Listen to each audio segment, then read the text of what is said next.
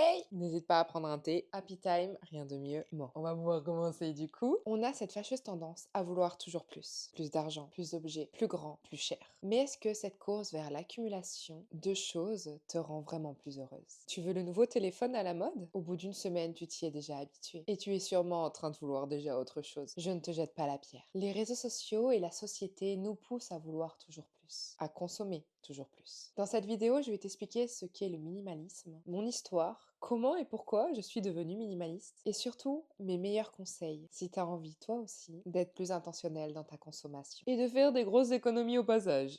Si on ne se connaît pas, je m'appelle Claire, je suis passionnée de cartomancie et de développement personnel. J'ai trouvé le cheat code pour transformer ma vie. Sur cette chaîne, j'ai envie de te transmettre tout ce que j'ai appris ces 3 dernières années afin que toi aussi, tu puisses changer ta vie. Pour commencer, le minimalisme est un mode de vie qui valorise la simplicité, l'essentiel et l'élimination du superflu. Le but est de réduire ses possessions matérielles pour se concentrer sur ce qui apporte réellement de la valeur ou du bonheur. Cela suggère de consommer moins, de se débarrasser de l'inutile et de privilégier la qualité à la quantité. Du point de vue mental, c'est simplifier ses priorités et se concentrer sur l'essentiel pour nous. En clair, être plus intentionnel dans chaque choix de notre vie, afin d'être plus épanoui. Ça s'étend également dans le monde du digital. Avoir moins d'applis, trier ses mails régulièrement, avoir des espaces digitaux rangés et clairs, limiter les notifications et j'en passe. Pour te parler de mon expérience, j'ai commencé ce processus en terminale. J'ai grandi au collège et au lycée en regardant les vidéos YouTube d'Enjoy Phoenix et d'Oria, etc. À cette époque,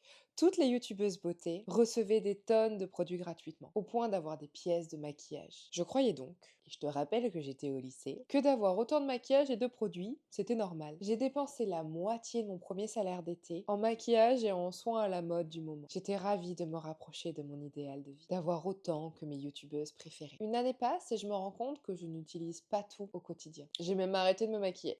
Car j'habitais en campagne et je devais me lever tôt pour aller au lycée. J'ai donc privilégié le sommeil et je me suis rendu compte que tout le monde s'en fichait que je sois maquillée. Je pense que d'avoir été dans une classe de mecs, oui parce qu'on n'était que 2 filles, m'a clairement aidée. On sait que les filles entre elles, surtout à cet âge, peuvent être très méchantes et j'en ai été protégée. Je me suis donc retrouvée avec beaucoup de maquillage que je n'utilisais que rarement. Je me suis sentie envahie par toutes ces possessions. J'ai fait un énorme tri et j'ai donné 90% de mes produits de beauté et soins à une personne qui en avait plus besoin que moi. Je me suis contentée d'utiliser et de finir les produits que j'avais conservés, sans en racheter évidemment. J'ai préféré conserver mes salaires suivants en économie. Régulièrement, je continue de faire le tri chez moi. Une fois par saison, je fais le tour de mon appartement. Tout ce qui me semble inutile ou me procure aucun bonheur, je donne ou j'utilise pour m'en débarrasser. J'ai arrêté de consommer tous les contenus type haul qui clairement te donnent envie d'acheter, alors que soyons honnêtes, on n'a pas besoin de ce nouveau mascara. Le fait d'être devenue minimaliste jeune, avant mon indépendance, j'ai pris tout de suite les bonnes habitudes. C'est-à-dire, quand j'ai une envie, je me demande, est-ce que j'en ai vraiment besoin? Et surtout attendre si j'en ai réellement envie ou si c'est un achat plaisir. Le but n'est pas de se sentir frustré, mais au contraire libéré parce qu'on n'a pas besoin d'un objet pour être heureuse. J'ai également pris l'habitude de tout de suite économiser et de me payer en premier quand je reçois un salaire. C'est-à-dire que dès que j'ai mon revenu qui arrive, j'étais consciente de mes dépenses obligatoires et je mettais directement en économie le surplus. J'ai appris sans m'en rendre compte à l'époque à vivre en dessous de mes moyens. Quel que soit le salaire que je pouvais avoir, j'étais ravie d'économiser plus. J'étais ravie d'épargner plus et non de dépenser plus. Il faut quand même trouver un juste milieu. Après avoir fini mes études, quand j'ai eu un revenu régulier, j'ai rajouté une soupape de sécurité qui sert totalement à me faire plaisir. Je privilégie les expériences, mais également les objets de qualité. J'adore les bougies. L'hiver, je trouve que avoir une odeur réconfortante chez soi, en plus de la flamme, ça donne un super mood. En arrivant dans mon appartement actuel, j'ai acheté une bougie bas de gamme sans vraiment m'en rendre compte. Elle avait une vibe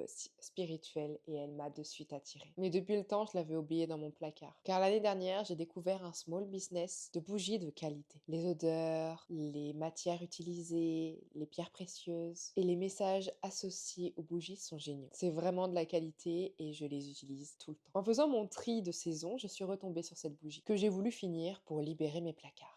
J'ai direct senti la différence et j'avais l'impression de respirer des... Cette expérience m'a montré que c'est exactement la même chose pour tous les produits. Vaut mieux la qualité à la quantité. De toute façon, on n'a qu'un corps, que 24 heures dans une journée et 7 jours dans la semaine. Tu sais que tu pourras tout à fait racheter quelque chose si tu en as besoin. Tu es ton environnement. Donc si tu vis dans un espace encombré et en bazar, comment veux-tu que ce soit clair dans ta tête? En tout cas, si tu y arrives, je serais ravie d'avoir tes conseils en commentaire. Avoir un environnement désencombré fait gagner énormément de temps. Quand tu fais ton ménage, par exemple. Quand je reset mon appartement, je reset également mon esprit. Je sais, j'ai un accent incroyable.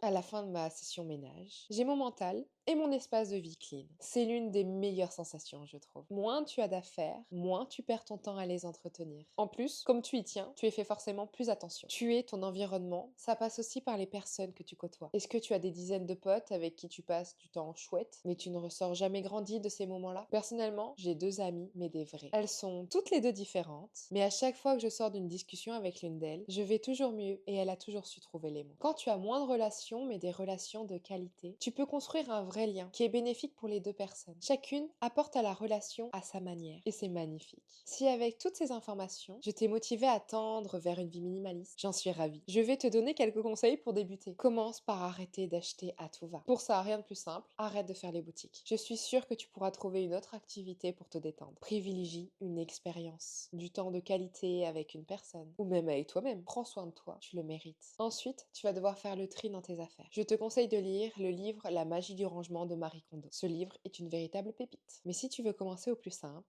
car je suis persuadée que 1 vaut mieux que 0, tu peux choisir une pièce et tiroir après tiroir, tu vides tout et tu tries en 3 catégories. Je garde, je jette, je donne. Je garde car j'en ai besoin. C'est-à-dire que je l'utilise régulièrement. Ou alors, avoir et utiliser cet objet me procure un bonheur immense. Si tu donnes, c'est que dans une démarche environnementale, c'est tout à fait possible de donner une seconde vie à cet objet. Tu peux également en vendre certains dans cette catégorie. Tout dépend si tu as besoin d'argent ou si tu as le temps de toute cette organisation pour le vendre via Vinted par exemple. Là, c'est à toi de voir ce qui te convient le mieux. Enfin, tu jettes tout ce que tu ne veux plus et qui est en trop mauvais état. Maintenant que tu n'achètes plus et que tu as libéré ton espace de vie, tu dois te sentir beaucoup mieux, non? Tu peux t'attaquer aux écrans maintenant. Le tri de tes photos, de tes mails, de tes applications. Est-ce que tu les utilises toutes? Tu penses que maintenant, en appliquant tous ces conseils, tu pourras rester minimaliste. Mais prends garde, car souvent, en voulant bien faire, tes proches peuvent t'encombrer, alors qu'en soi, tu n'en as pas besoin. Tu peux leur expliquer ta démarche si tu en as envie. Tu peux aussi apprendre à dire non. Je sais, c'est pas toujours simple avec ses proches. Mais en apprenant à poser tes limites, en exprimant ton avis, que tu n'as pas besoin de cet objet, tu apprends à faire passer tes besoins en priorité. Donc, tu améliores ton amour de toi-même.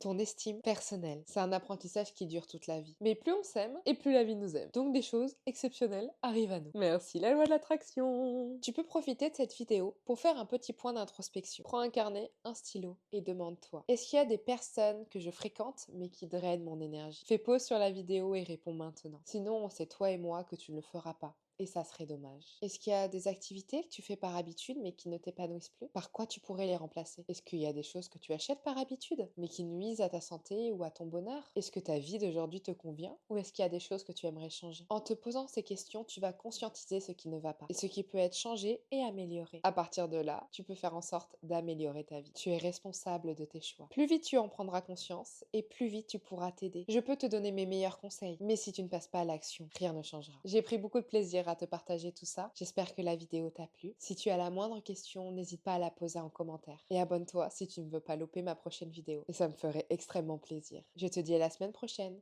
Porte-toi bien.